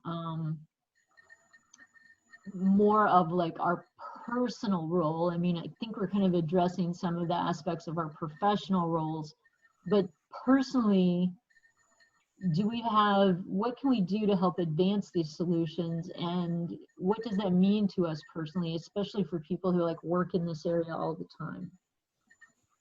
Like we personally, like we go talk to people and we try to get them to personally embrace these things, but we're doing this all the time, like 24/7 professionally. Is there anything we have to do to take care of ourselves? It's kind of one of those things, like social media wise and talking to my friends and family wise, I still have these conversations. And sometimes there are certain people where I'm already burnt out from doing this with work that I don't want to, I'm too tired to have the conversation with the most stubborn. But there are enough people out there that are in my circles that I can be like, well, this is what's going on over here, and be, and they won't hear it from anyone else but me. So if I don't tell them, they don't have any other resources that will. So I do see that as my personal thing that I do. And he mentioned Citizen Climate Lobby, and I'm a member of that group too, in the Northeast Iowa chapter. So that, or intended to, I feel like that's something I really need to get better on. But they have been having good trainings and that sort of thing, and I have helped out here and there as far as tabling events and signing legislation and going to meetings and that sort of thing. Yeah, that's excellent. Now I've signed up for Citizens Climate Lobby a while back, about a year or two ago, after I found out about them at the ASHI conference, with the American Association for Sustainability in Higher Education. And then I got on to some of the evening conference calls, and they were just really full, and I just didn't feel like, I didn't feel connected to anything. And so I guess I kind of, you kind of do this all day, or you're teaching about it, and then it's like, okay, I'm gonna go home and hop onto this conference call kind of thing, where I'm just one person sitting out there, and there's just all these people who are talking, and you don't feel like engaged in it. And then also you're kind of burnt out from doing it all day too, right? So yeah. And someone, yeah, I can actually see what other people are writing in these areas. And so we've got people talking about joining Citizens Climate Lobby. I put in the information you talked about, energy and community team with Green Iowa AmeriCorps, trying to help low-income and minority businesses and families, speaking with our friends and families. And someone put, yes, build bridges with people who don't agree with us on all issues. Find common ground in areas where we agree. That is really a tough thing to do. Does anybody have any suggestions on how to do that sometimes with cantankerous people?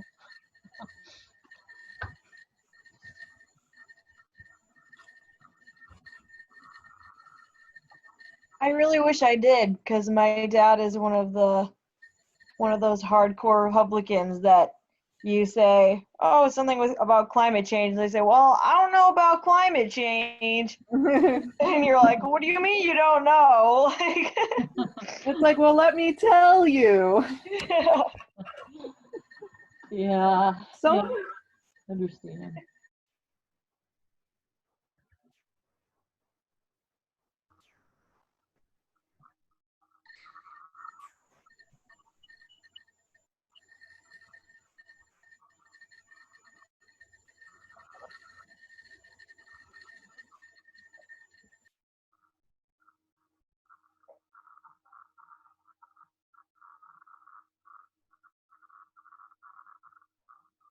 Hey, you're muted. I was apologizing for my use of technology, and I guess there's one more. Snafu is speaking to a muted mic. Thank you all for participating. This is one more opportunity for us to gather any thoughts for the group of the whole, the 16 that are still joined here. Apologies for making that difficult, but the document was populating in these last several minutes, and I hope that you'll take the opportunity to drop any last thoughts in there, or to share out to the group right now. Feel free to unmute and share any thoughts that were particularly compelling to you.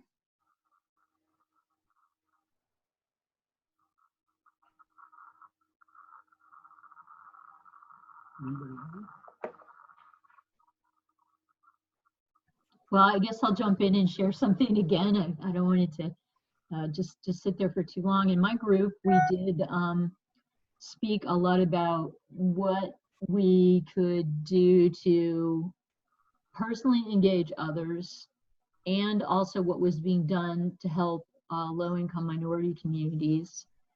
For example, Timothy with the Green Iowa AmeriCorps talked a little bit about Green Iowa AmeriCorps' efforts to do energy efficiency, change lighting, and help educate people about energy efficiency measures to try and help save money for low-income communities. We talked about in the future whether forgivable grant and loan programs could be made available to like low-income and minority communities and business owners that would help offset the cost of energy from their businesses. So that perhaps being involved that way might provide some benefit. And then we were just sort of talking about the challenges in trying to communicate with people who maybe don't believe still, you know, that climate is a concern or issue, or maybe they think it's somewhat of an issue, but they still don't see the sense of urgency about it. How to engage in those kind of communications, and then sometimes, you know, how hard it can be to do that, how tiring it can be sometimes just to put yourself out there repeatedly, and to just feel that people are just, you know, scoffing or mocking, and yet we still have to keep putting ourselves out there. So those were kind of where we went with some of our discussions. I don't know if anyone else has something that they talked about, perhaps.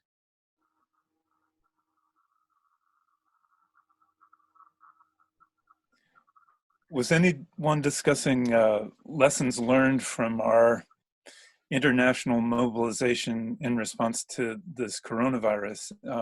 Are there things that we can pick up? Certainly we've learned that pollution goes down when people stay home, but are there things that we can apply to the need to mobilize a planet to engage a central issue of survival, things that we're picking up now that can be part of the plan to address climate.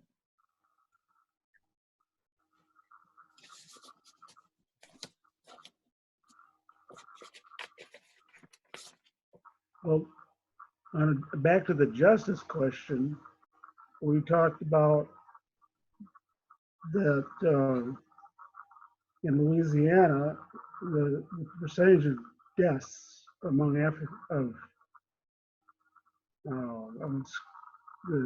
were talking on the radio this morning that of the deaths in Louisiana, 70% were African Americans, and this was sort of a poverty issue. And I'm wondering if this will, the same socioeconomic issue that there applies here to climate change. That they're getting the short end with the stick, probably.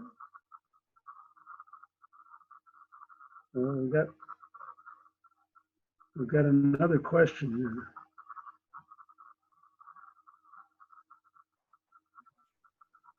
I agree there with Jack and what he just said, in the sense that the climate change issue is really hitting the world's poor the hardest, and it's often individuals who are living in the most marginal conditions who will feel the brunt of climate change first, and in fact are feeling it now. Like individuals of low income, individuals in very underdeveloped countries, individuals that live in marginal housings, very much impacted by shifts in climate or extreme weather or flooding, drought. So yeah, the world's most at-risk individuals are the individuals who feel the brunt first. And the same thing is happening with COVID. African Americans are dying in urban areas in disproportionate numbers, as are American Indians in certain areas. I know the Navajo Reservation is having a very serious outbreak, and it appears that perhaps the Navajo Nation seems particularly susceptible to COVID or to more serious cases of COVID. And there was a great deal of concern as to whether or not many of the elders in the Navajo Nation would end up dying. So I think there are parallels and some very startling kind of issues there related to equity and how do we personally address that. It's really a difficult thing to do, you try to talk about it, you try to teach about it, you try to donate to food banks. Those are some personal actions, and I don't know what others think.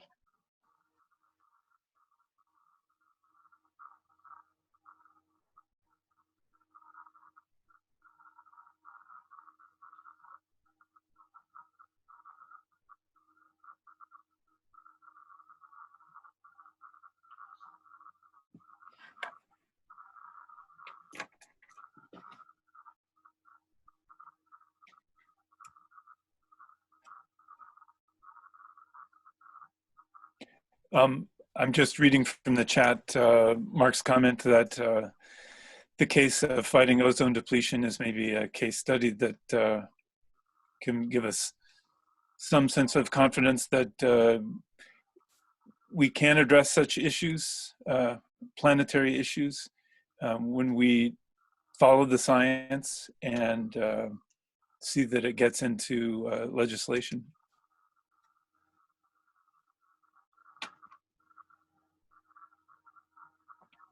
Yeah, the ozone issue is one that, we're seeing success with. I mean, also, if you look back in the United States at the 1990 revisions to the Clean Air Act, and just the establishment of the Clean Air Act in the 70s, and then the 1990 revisions also, it has really improved all of the criteria pollutants like sulfur oxides, nitrogen oxides, suspended particulate matter, a great deal in many areas around the country. But it is literally startling how clean the air is. I think people maybe have noticed that. I believe you mentioned it, Jonathan, a little earlier in our webinar. And how clearly, if we could switch to electric vehicles or, even to, vehicles that are cogen, gasoline, electric, the majority for our transportation, and shift to a real serious focus on alternative energy sources, whatever they may be. I mean, when we were in our group, Timothy made the point about utilizing some more of the geothermal energy sources. I mean, we would be in a situation where suspended particulate matter in many of our cities would be just a minor issue, and that would improve people's health and their lung function and their resistance to pathogens. We know that people who are exposed to a lot of suspended particulate matter are more susceptible to bacteria and viral infections in the respiratory system. It triggers heart disease issues. And we also have seen recent studies, and the National Academy of Sciences reviewed them, which is why we've got the message to wear a covering over our face in public too, that in areas with a lot of suspended particulate matter, the viral load is higher because the viruses can literally attach to the very tiny 2.5 micron size suspended particulate matter. The virus itself is only like 0.017 microns in size. So there's all these viruses that can be attached to these suspended clouds of particulate matter. If somebody happens to sneeze or they're carrying it and they're just like running or walking vigorously, they're expelling, that, and it's associated with the pollution in the air. So.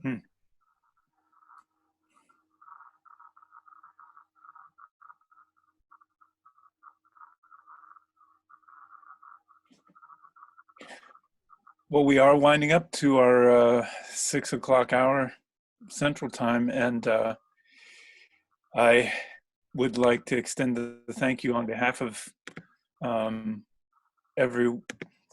the panelists and the moderators.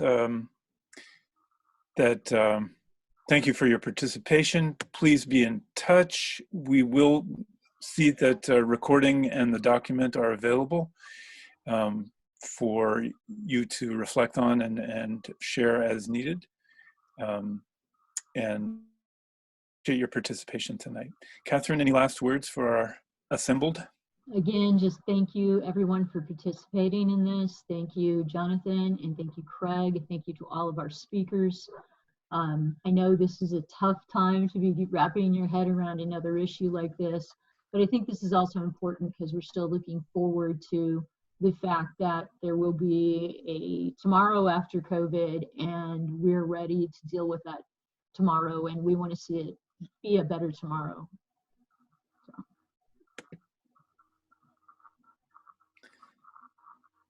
Well, thank you, everyone. Stay safe, and I hope we've got some reasons to be heartened tonight by the collective wisdom of our group. Thank you very much.